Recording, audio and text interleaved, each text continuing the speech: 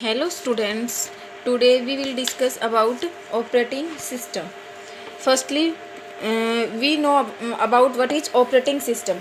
Operating system is an important part of the computer. It is responsible for the management of the whole computer system. Basically, we can say that operating system is a software which is responsible for the management of the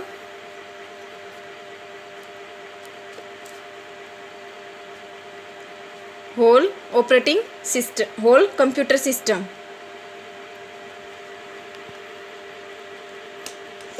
Operating system provide interface or link between the user and computer hardware. Computer hardware to make the process possible. Okay, so firstly we use word process. What is process? Process is refers to the state in which the running execution state of the program. Basically we can say that जब हम किसी programme को run करना चाहते हैं तो हम क्या करते हैं, सबसे पहले उसको मेमोरी में लोड करते हैं, फिर हमारा सीपीयू उसको क्या करता है, एग्जीक्यूट करता है. तो उसकी रनिंग स्टेट कब हुई जी, जब वो सेकेंडरी स्टोरेज डिवाइस से किस में जाता है, हमारी मेन मेमोरी में, तो वो उसकी क्या होती है, रनिंग स्टेट. तो जब तक वो क्या रहता है, हमारी सेकेंडरी स्टोरेज में स्टोर है, तब तक तो वो क्या है, हमारा प्रोग्राम. बट जब वो प्रोग्राम हमारा सेकेंडरी स्टोरेज से कहाँ जाता है, मेन मेमोरी में लोड होता है फॉर एग्जीक्यूशन, तो वो उसकी क्या हो गई, रनिंग स्टेट. क्योंकि सीपीयू वहाँ से डायरेक्ट एक्सेस करके हमारे प्रोग्राम को क्या करता है, एग्जीक्यूट. तो जो उसकी रनिंग प्रोसेस हो गई प्रोग्राम की, उसको आप क्या बोलते हो, प्रोसेस. तो बेसिकली आपके पास में क्या है कि आप प्रोसेस किसको बोलते हो, process refer to that state which is running या एग्जीक्यूशन स्टेट ऑफ प्रोग्राम. कि आप आपके प्रोग्राम को जब रनिंग स्टेट में लेके आते हो उसको आप क्या बोलते हो, बेसिकली प्रोसेस. फिर आपके पास आता है कि ऑपरेटिंग सिस्टम आपको क्या प्रोवाइड करवाता है, इंटरफेस. कैसे कि आपके पास सबसे पहले क्या होता है, यूजर. यूजर के बाद आपके पास आता है एप्लीकेशन सॉफ्टवेयर, जिन पे आप बेसिकली क्या करते हो, वर्क करते हो. एप्लीकेशन सॉफ्टवेयर या फिर अदर सिस्टम सॉफ्टवेयर. अब अदर सिस्टम सॉफ्टवेयर में आपके क्या आ सकते हैं, सिस्टम डेवलपमेंट सॉफ्टवेयर आ सकते हैं. और उनके बाद आपका क्या आता है, ऑपरेटिंग सिस्टम. और ऑपरेटिंग सिस्टम के बाद आपके क्या होता है, कंप्यूटर हार्डवेयर. तो बेसिकली आप किन पे वर्क करते हो, यूजर आपका जो भी आप यूजर है, जो इंस्ट्रक्टर है, वो किन पे वर्क करता है, एप्लीकेशन सॉफ्टवेयर. और एप्लीकेशन सॉफ्टवेयर पे वर्क करने के लिए उनको लिंक प्रोवाइड करने के लिए यूजर और कंप्यूटर हार्डवेयर के बीच में तो ऑपरेटिंग सिस्टम आपको क्या प्रोवाइड करवाता है, इंटरफेस प्रोवाइड करवाता है. कि जिसकी हेल्प से आपके पास क्या होता है, एक लिंक प्रोवाइड होता है जिससे आप कंप्यूटर हार्डवेयर को और उनको यूज कर सकते हो. तो बेसिकली आपका ऑपरेटिंग सिस्टम क्या हो गया कि आपके होल कंप्यूटर सिस्टम को मैनेज करता है. Now we will discuss about the function of operating system. Functions of operating system, कि आपको ऑपरेटिंग सिस्टम कौन कौन से फंक्शन प्रोवाइड करवाता है आपकी सिस्टम में. तो सबसे पहले आता है आपका प्रोसेस मैनेजमेंट. फिर आपका होता है मेमोरी मैनेजमेंट. थर्ड आपका आता है device management.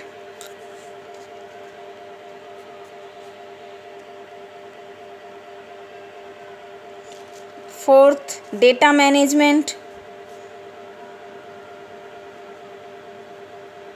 Fifth one is security. Sixth one is आपका होता है user interface. Now firstly we discuss about the process management.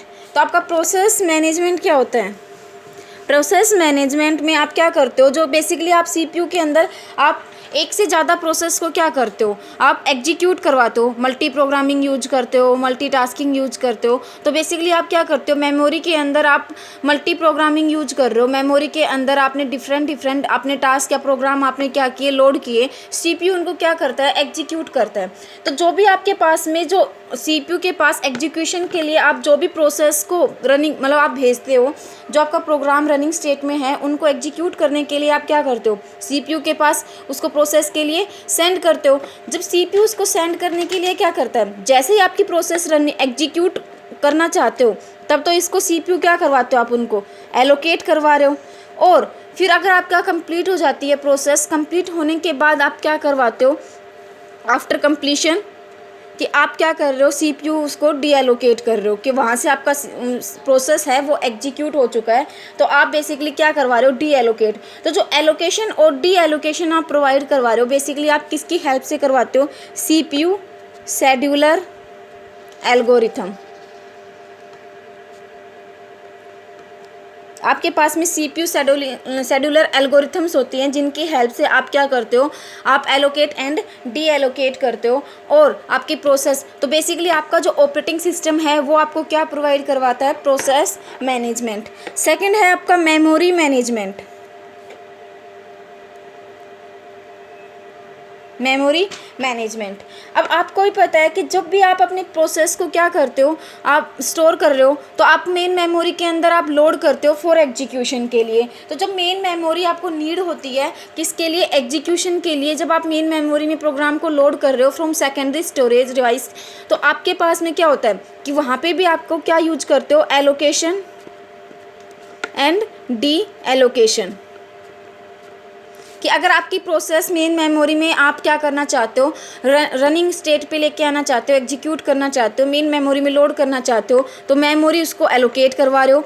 और फिर अगर आपका प्रोसेस वहाँ से क्या हो जाता है, सीपीयू को आपने हैंड ओवर कर दिया फॉर एग्जीक्यूशन के लिए, तो वहाँ से आपकी मेमोरी को आप क्या करवा देते हो, फ्री कर देते हो, उसको आप क्या बोलते हो, डी एलोकेशन। तो बेसिकली जो आपके पास में एलोकेशन और डी एलोकेशन होते हैं वो भी आपको कौन प्रोवाइड करवाता है, ऑपरेटिंग सिस्टम। कि आप बेसिकली क्या कर रहे हो, कोई भी प्रोसेस में मेमोरी आप प्रोवाइड करवाते हो, जो भी आपको रन करवाना है उसको कहीं ना कहीं तो आप स्टोर करते हो। तो सब बेसिकली आपका प्रोग्राम कहाँ स्टोर होता है, सेकेंडरी स्टोरेज डिवाइस में। और सेकेंडरी स्टोरेज डिवाइस से जब आप उसको रनिंग स्टेट में या एग्जीक्यूटिव स्टेट में लेके आते हो, तो अब आप कहाँ लोड करते हो उनको, मेन मेमोरी। और मेन मेमोरी से आपका सीपीयू उसको डायरेक्टली क्या करता है, एक्सेस करता है फॉर एग्जीक्यूशन। तो जब आप मेन मेमोरी में आप लेके आए, तो उसके लिए आपको क्या करवाते हो, मेमोरी एलोकेट। कि आपने उस जो भी प्रोग्राम है, प्रोसेस है, आप लेके आए मेमोरी में, उसको कहीं ना कहीं किसी लोकेशन पे आप स्टोर करोगे, तो वहाँ पे क्या हो गया, मेमोरी एलोकेट। जैसे ही सीपीयू उसको एग्जीक्यूट कर देता है, आपकी मेमोरी वहाँ से क्या हो जाती है, फ्री। मेमोरी जैसे ही फ्री हुई उसको क्या बोलते हो, डी एलोकेशन। तो जो memory allocation and D allocation है वो भी आपको कौन प्रोवाइड करवाता है, ऑपरेटिंग सिस्टम। फिर थर्ड आता है आपका डिवाइस मैनेजमेंट। डिवाइस मैनेजमेंट, अब डिवाइस मैनेजमेंट क्या होता है, कंप्यूटर सिस्टम में आपके पास डिफरेंट इक्विपमेंट होते हैं, जैसे कि आपके पास में कीबोर्ड है, माउस है, प्रिंटर है, मोडम है, या प्लॉटर, मॉनिटर। आपके पास में जितने भी आपके पास में डिफरेंट हार्डवेयर डिवाइसेस हैं, उनको आपस में क्या करता है, कनेक्टिविटी प्रोवाइड करवाते हो। तो जो ऑपरेटिंग सिस्टम है वो आपस में उनकी क्या करवाता है, कनेक्टिविटी प्रोवाइड करवाता है। जो भी आपकी डिवाइस मैनेजमेंट है वो कौन प्रोवाइड करवाता है, आपकी ऑपरेटिंग सिस्टम। फोर्थ वन आपका आता है डेटा मैनेजमेंट। डेटा मैनेजमेंट, तो डेटा मैनेजमेंट का मतलब है कि आपके पास में जो डेटा आपने कहाँ पे, किसी भी मास स्टोरेज में, किसी में आपने क्या किया, मेमोरी में आप क्या कर रहे हो, उसको स्टोर कर रहे हो। बेसिकली आपने स्टोर किया जैसे कि मैग्नेटिक डिस्क, किसी सेकेंडरी स्टोरेज में आपने इसको क्या किया, या मैग्नेटिक टेप आप यूज कर रहे हो। तो बेसिकली आप क्या कर रहे हो, किसी सेकेंडरी स्टोरेज में आपका डेटा क्या है, स्टोर है। लेकिन आप जब उसको क्या कर रहे हो, रन करवाने के लिए उस एक स्पेसिफिक डेटा को क्या करते हो, सर्च करते हो। तो बेसिकली आप क्या करते हो, सर्च करने के लिए कि आप उसका फाइल नेम यूज करते हो, कि जिस फाइल से आपने स्टोर किया है आप उसको क्या करते हो, सर्च करते हो और उस पर आप वर्क करते हो। सपोज करो कि आप क्या कर रहे हो, MS वर्ड या किसी MS एक्सेल में आपने एक फाइल बनाई, वर्क किया, उस पर आप एडिटिंग करना चाहते हो। तो आप बेसिकली कभी जब उसको यूज करना चाहते हो आप, तो उसका क्या करते हो, बेसिकली जिस नाम से आपने फाइल को स्टोर किया, आप बेसिकली उस फाइल से उसको क्या करते हो, सर्च करते हो। क्यों, क्योंकि आपके पास में बेसिकली उसकी लोकेशन एड्रेस आपके पास नहीं होती, आपको भी नहीं पता होता मेन मेमोरी में जब आप लोड कर रहे हो, या फिर जो सेकेंडरी स्टोरेज है उसका फिजिकल एड्रेस क्या है आपका, कि फिजिकल एड्रेस आपने जो प्रोवाइड किया है वो एट प्रेजेंट क्या है, या फिर आपके जो डिस्क आपने यूज की है वो उस डिस्क के कौन से ट्रैक में है, कौन से सेक्टर में है, वो आपको भी नहीं पता होता। बेसिकली आप क्या करते हो, फाइल नेम यूज करते हो। तो आपके पास में वो फाइल नेम के अकॉर्डिंग आपके पास जो भी आपने फाइल सर्च कर रहे हो डेटा, वो आपको क्या हो जाता है, प्रोवाइड हो जाता है। तो बेसिकली आपके पास एप्लीकेशन सॉफ्टवेयर पे वर्क कर रहे हो तो ऑपरेटिंग सिस्टम है आपका जो मैनेज करवाता है आपका डेटा मैनेजमेंट, जो आपको प्रोवाइड करवाता है कि आपकी लोकेशन कहाँ है, फिजिकल एड्रेस का, या फिर आपके पास में, तो जैसे आपके पास में कोई भी आप कमांड कर रहे हो, उस पर रीड राइट कर रहे हो, तो वो आपको बेसिकली जो भी प्रोवाइड करवाता है वो कौन प्रोवाइड करवाता है, ऑपरेटिंग सिस्टम। अब आपका आता है next one is security. Security का मतलब क्या होता है कि सिक्योरिटी कैसे प्रोवाइड करवाता है कि आपके पास में, आपके सिस्टम में अनऑथोराइज्ड जो भी मेंबर होते हैं तो वो आपके कंप्यूटर सिस्टम पे एक्सेस नहीं कर सकते। तो जो आपको सिक्योरिटी प्रोवाइड करवा रहा है वो भी आपको कौन प्रोवाइड करवाता है, ऑपरेटिंग सिस्टम। कि आप पासवर्ड के थ्रू आप क्या कर सकते हो, उस पर आप पासवर्ड लगा सकते हो। जिसको पासवर्ड अनऑथोराइज्ड पर्सन होगा, उसको पासवर्ड नहीं पता होगा, वो उसको यूज नहीं कर पाएगा। तो जो ऑपरेटिंग सिस्टम है वो आपको सिक्योरिटी भी प्रोवाइड करवाता है by using create user personal account, या फिर क्रिएटिंग पासवर्ड। आप जो भी ऑथेंटिकेशन लगाना चाहते हो वो ऑथेंटिकेशन आप यूज कर सकते हो, या फिर आप उस पर जो भी शेयरिंग नेटवर्किंग है उनके थ्रू आप कुछ भी। लेकिन बेसिकली आपको जो सिक्योरिटी पर्पज के लिए जो आप सिस्टम में यूज करते हो तो ऑपरेटिंग सिस्टम आपको सिक्योरिटी प्रोवाइड करवाता है। Next one is user interface. User interface, तो यूजर इंटरफेस आपके टू टाइप के यूजर इंटरफेस होते हैं आपके, CUI and GUI। CUI means character user interface, GUI graphical user interface. तो ऑपरेटिंग सिस्टम आपको यूजर इंटरफेस प्रोवाइड करवाता है। आपको टू टाइप के यूजर इंटरफेस होते हैं, CUI and GUI। CUI means character user interface, GUI means graphical user interface. CUI basically commands पे work करता है, फॉर एग्जांपल MS DOS।